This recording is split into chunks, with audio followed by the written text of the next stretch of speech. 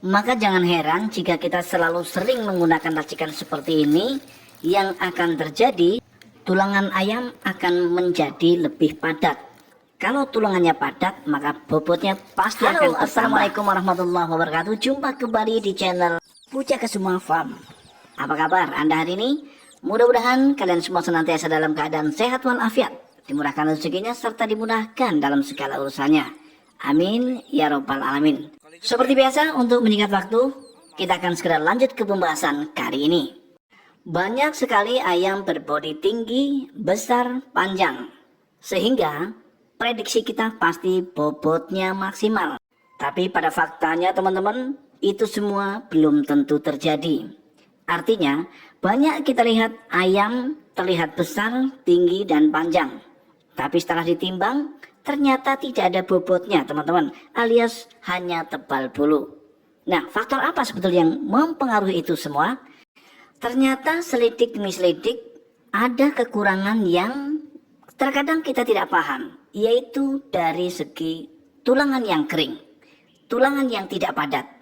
Tulangan yang tidak padat pada ayam akan sangat mempengaruhi terhadap bobot yang didapat. Dan tentu saja jika hal ini selalu kita biarkan, maka yang akan terjadi, kita pasti akan rugi teman-teman. Karena bobot yang didapat tidak sesuai dengan target yang kita tentukan. Maka dari itu, pada kesempatan yang baik ini saya akan kembali berbagi sedikit pengalaman yang memang sudah pernah saya lakukan di peternakan saya teman-teman, ketika menghadapi tulangan ayam yang tidak padat alias kering, sehingga mengakibatkan bobot-bobot daripada ayam kita menjadi tidak maksimal. Nah, bicara tentang solusi, ternyata solusinya cukup mudah teman-teman, untuk membuat tulangan ayam ini menjadi lebih padat, menjadi lebih kuat. Hanya dengan cangkang telur teman-teman. Dan cangkang telur ini tidak hanya telur sesuai dengan ayam yang kita ternak saja, tetapi telur dari ayam jenis lain pun bisa kita manfaatkan. Contohnya seperti ini. Ini merupakan cangkang telur dari ayam petelur atau ayam ras. Selain mudah sekali untuk mendapatkannya teman-teman, cangkang telur ini juga mengandung kadar nutrisi dan kalsium yang sangat tinggi, sehingga sangat bagus sekali ketika kita manfaatkan untuk memadatkan tulangan ayam-ayam kita. Kemudian caranya bagaimana untuk memproses cangkang telur ini supaya menjadi racikan pakan yang berkualitas sehingga bisa memadatkan tulangan-tulangan ayam kita. Sebetulnya caranya cukup mudah teman-teman.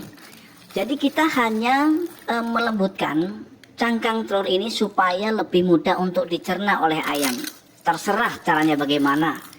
Orang cangkang telur itu kalau kita remes begini ya, menggunakan kepalan kita atau menggunakan tangan kita, itu sudah hancur. Tetapi hancurnya tidak begitu lembut, sehingga untuk melembutkannya boleh teman-teman menggunakan blender dan boleh juga untuk kita tumbuk. Intinya bagaimana caranya supaya cangkang telur ini bisa menjadi lebih lembut, supaya nanti ayam-ayam kita tidak terganggu untuk mencernanya. Mengenai jumlahnya, kita tidak batasi mau berapa biji cangkang telurnya, itu sesuaikan saja dengan populasi yang ada di kandang teman-teman. Semakin banyak populasi yang ada atau yang akan kita kasih makan, maka tentu saja kita membutuhkan banyak cangkang telur. Cangkang telur ini selain kita bisa dapat dari rumah atau dapur kita juga bisa menghubungi tukang jamu loh teman-teman. Biasanya tukang jamu itu cangkangnya dibuang. Nah, kemudian untuk selanjutnya apa campurannya supaya nanti cangkang telur ini akan menjadi racikan pakan yang lebih berkualitas? Tentu saja kita akan mencampurnya dengan jagung giling teman-teman. Kenapa harus jagung? Karena kandungan nutrisi yang terdapat pada jagung itu sangat lengkap. Di antaranya ada karbohidrat kompleks, vitamin B, vitamin C, dan vitamin D, serta asam lemak omega 3 teman-teman. Sehingga dengan lengkapnya nutrisi, otomatis sangat bagus sekali untuk ayam-ayam kita.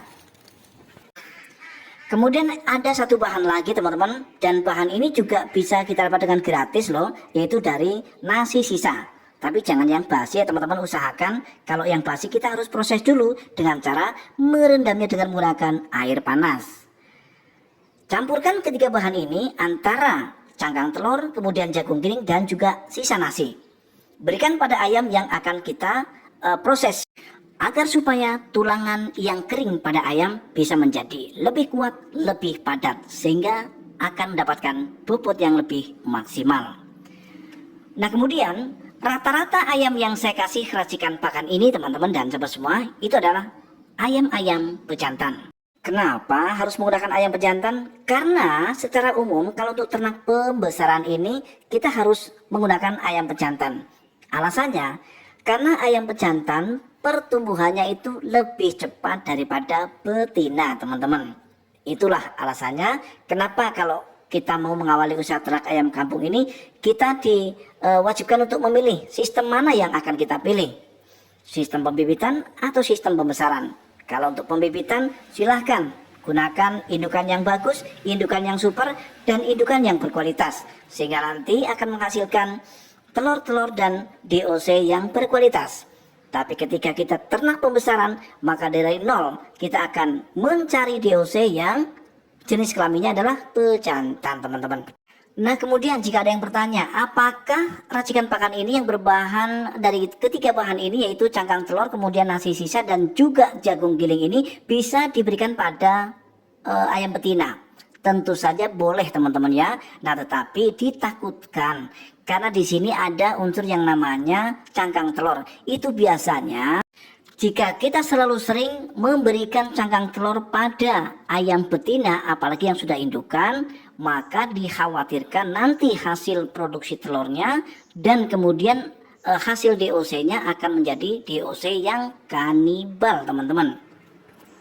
Bukankah teman-teman juga sering melihat atau pernah mengalami kejadian ada telur dimakan ayam, nah kemudian ada anak ayam dimakan ayam juga? Nah, itulah efek samping ketika kita selalu sering memberikan cangkang telur ini pada betina ayam.